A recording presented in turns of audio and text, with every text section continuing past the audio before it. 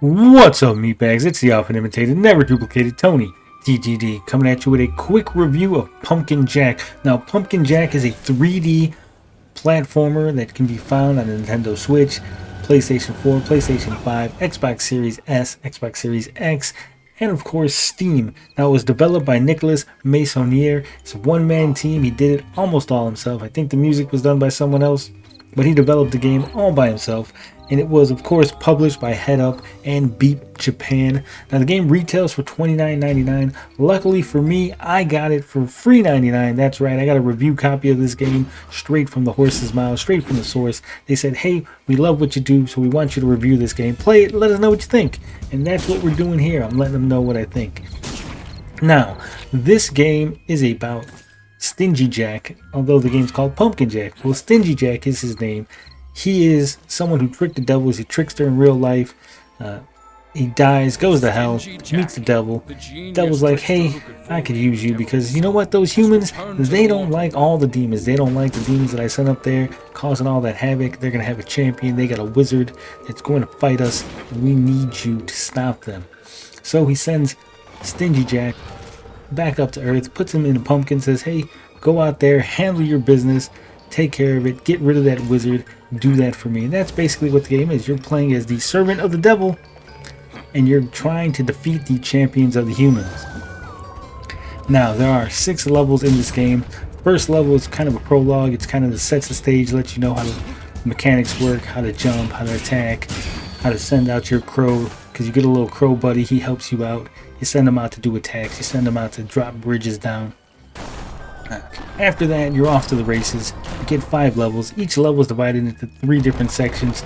You got the typical platforming section where you're gonna jump, climb up, traverse the area.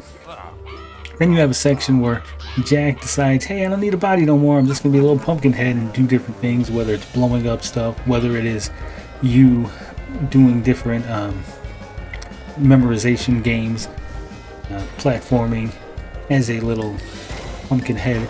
And then there is the travel section, the traversal sections. You can get in a little minecart, you get in a little horse ride, sometimes you're getting carried by a gargoyle. Either way, you're on rails and you're avoiding obstacles and you're trying to get from point A to point B without dying.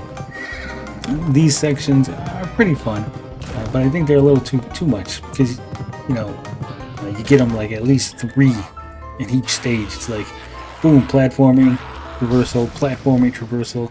It gets a little repetitive, a little too much.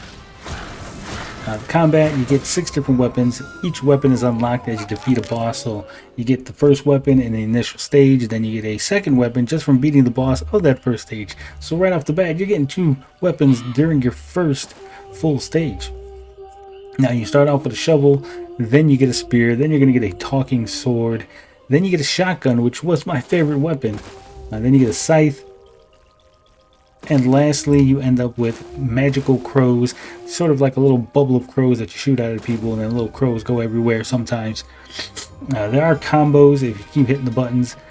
They're not really useful because the enemies, unfortunately, they don't get staggered, they don't get interrupted. You hit them and they just stand there and they don't really show any registering that you hit them. Right, there's like no impact to any of your moves, whether it's a shotgun, whether it's the scythe, whether you're hitting them with a shovel. The enemies just kind of stand there and just take it. They just keep going. If they're in the attack, they're going to keep attacking. So you're going to do a lot of dodge rolling. So at least you get that dodge roll mechanic. No, it's not exactly like Soulsborne, Gary, so calm down. But you do get the little dodge roll. The music in the game is great, very atmospheric. I like the look of the game. Again, very atmospheric, gives you that feeling of Halloween, gives you that feeling of darkness, evil.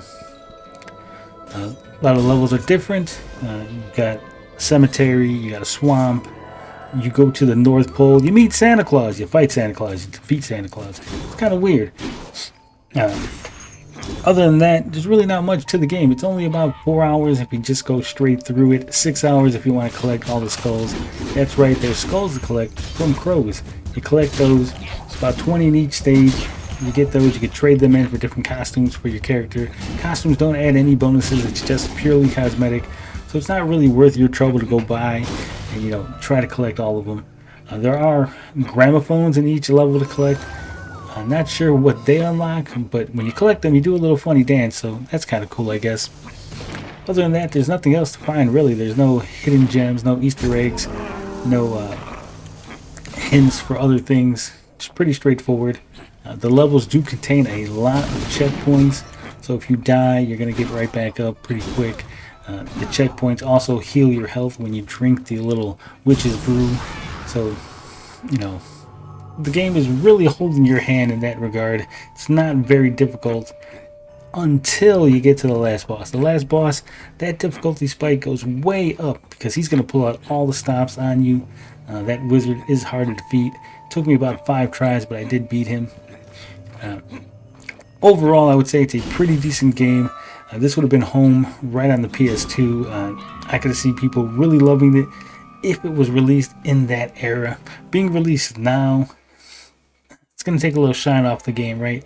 The game is not going to be as good as you would hope it would have been, right?